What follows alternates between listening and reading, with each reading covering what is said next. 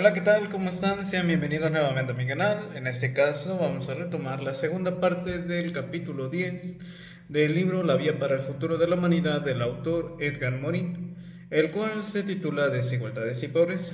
Continuamos. Al mismo tiempo, en los países del norte, la explotación creciente de un capitalismo sin freno, ejercida sobre mujeres y hombres dedicados a los peores oficios, así como el despido de los asalariados, eliminados por reestructuraciones racionales, rentabilidad y superbeneficios, producen constantemente nuevas pobrezas y nuevas miserias. Siempre en el contexto de la occidentalización del mundo.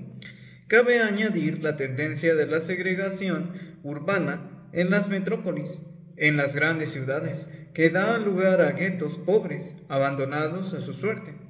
Cuando los pobres son de origen inmigrante, especialmente africano y magrebí, o pertenecen a ciertas minorías étnicas, como los gitanos, sufren múltiples exclusiones de domicilio, de oficio. La miseria entonces es el producto y a la vez productora de la exclusión extrema.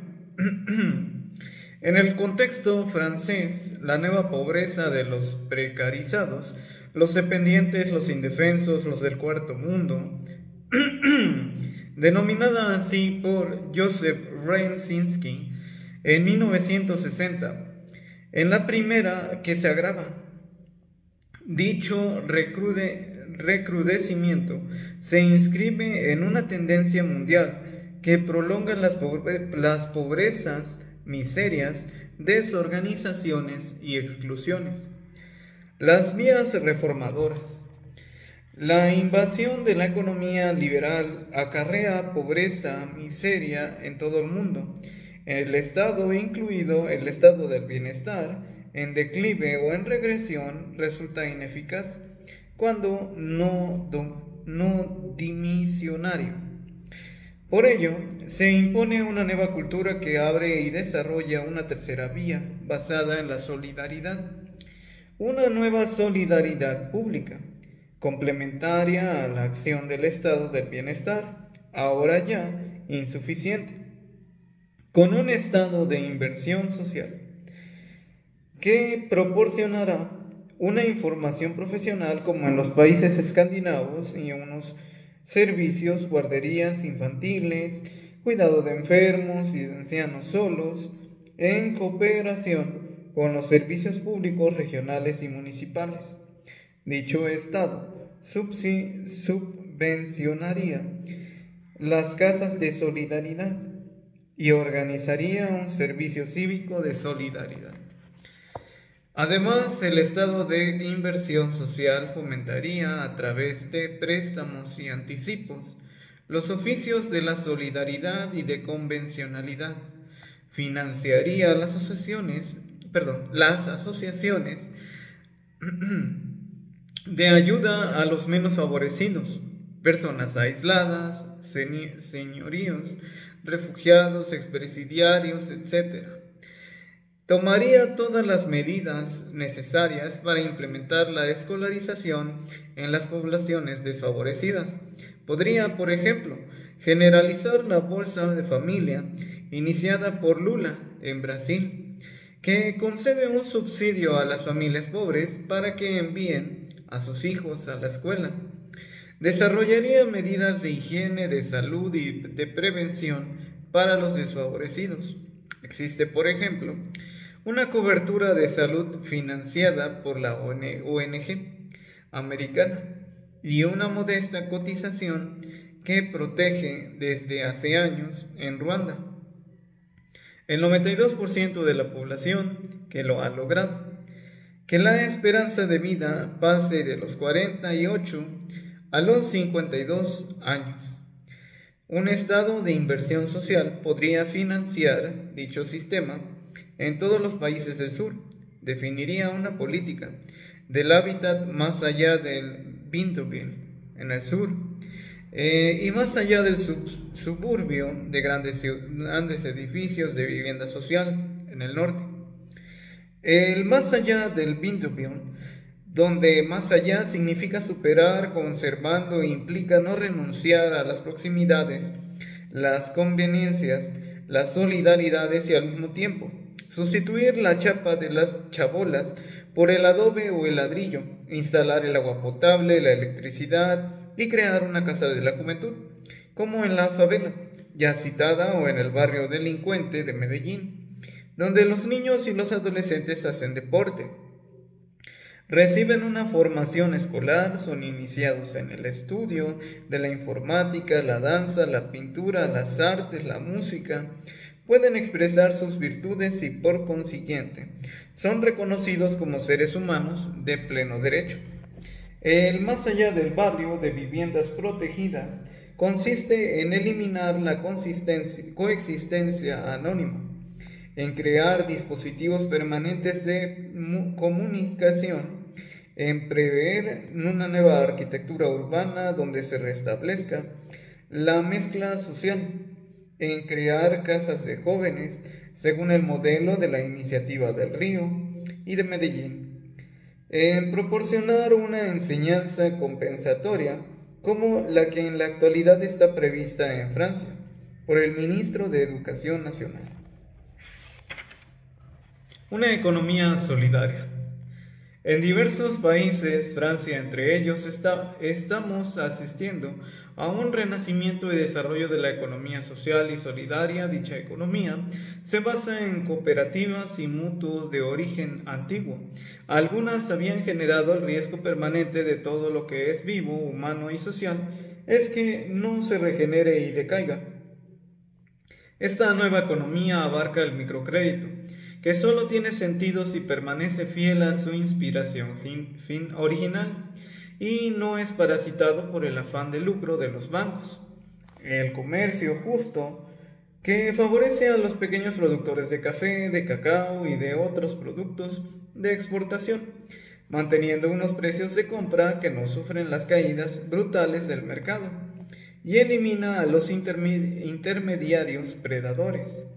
Esa práctica podría y debería generalizarse en todos los lugares donde es posible prescindir de esos intermediarios, como ocurre en el mercado de frutas y hortalizas europeo, allí donde se desarrolle la alimentación de la proximidad y se multipliquen las AMAP, inventadas en Japón, en las cuales por contrato mutuo los hortelanos entregan directamente sus productos a los particulares urbanos.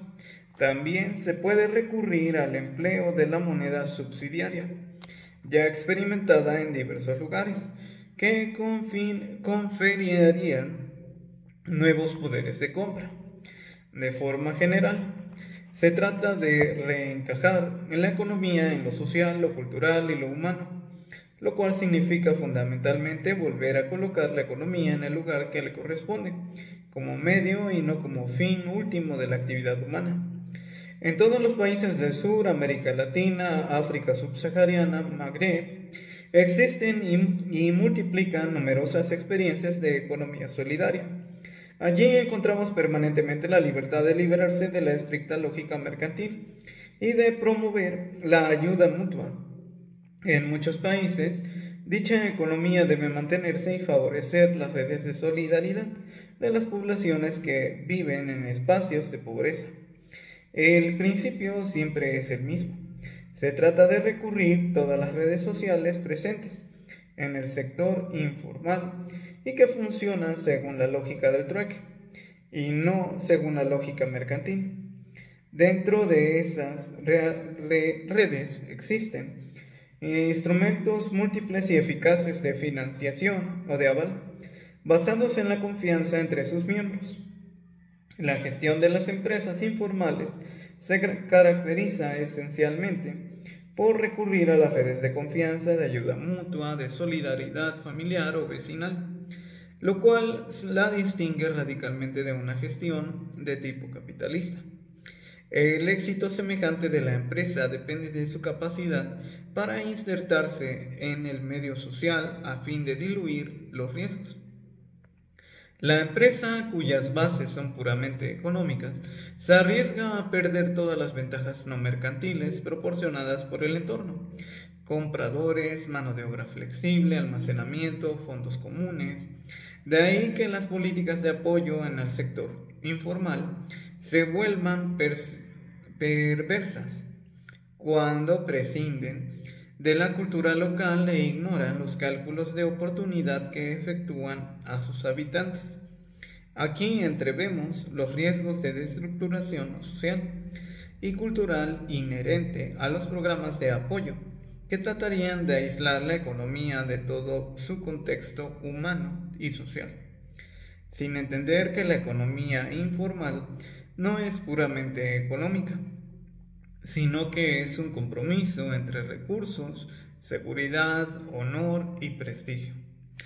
Partiendo de estas premisas, se comprende mejor la incapacidad para generar el cambio de las políticas estrictamente económicas.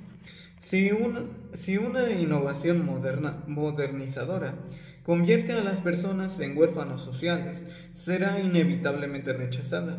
La dualidad occidental entre lo económico y lo social no existe en el sector informal, caracterizado no tanto por la búsqueda de la eficacia máxima, como por la solvencia social. Se podría ilustrar fácilmente la vanidad de la transposición de instrumentos de una cultura occidental a una cultura autóctona. En el caso del crédito, por ejemplo, Invalle ha demostrado que Dakar los préstamos que concede en función a las relaciones personales de los presidentes de los grupos de las mujeres, que arbitran previamente entre todas las solicitudes en contra de lo que estipula el reglamento. La razón profunda es que una gestión subterránea del dinero permite a esas mujeres seguir dentro de las redes, so pena de desocialización.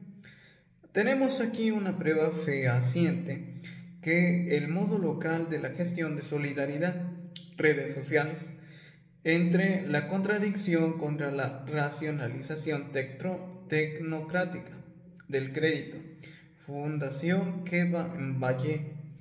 Otra mirada sobre las políticas de ayuda a los países del sur.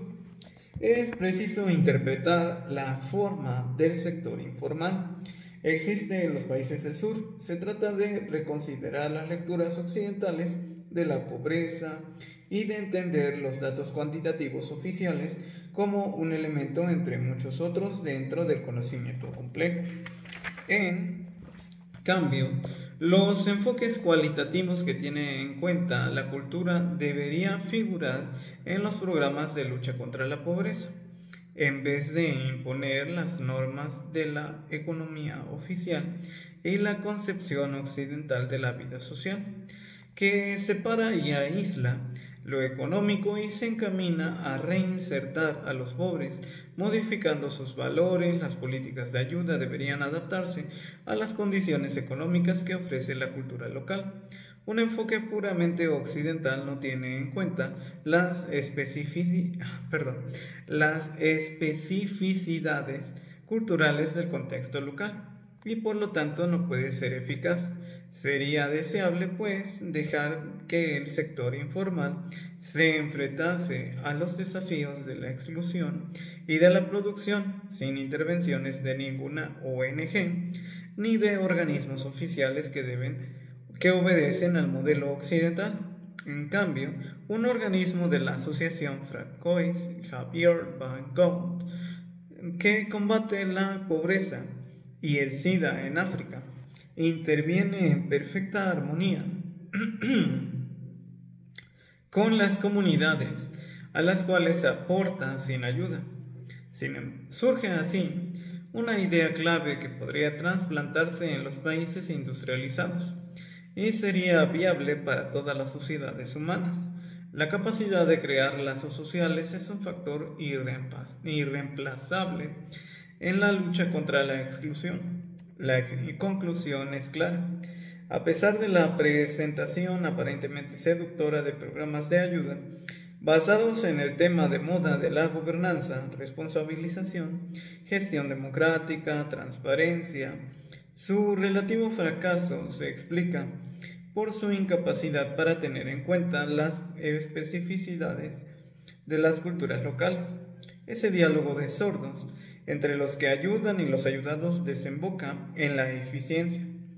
De ahí la necesidad de revisar la concepción misma de proyectos.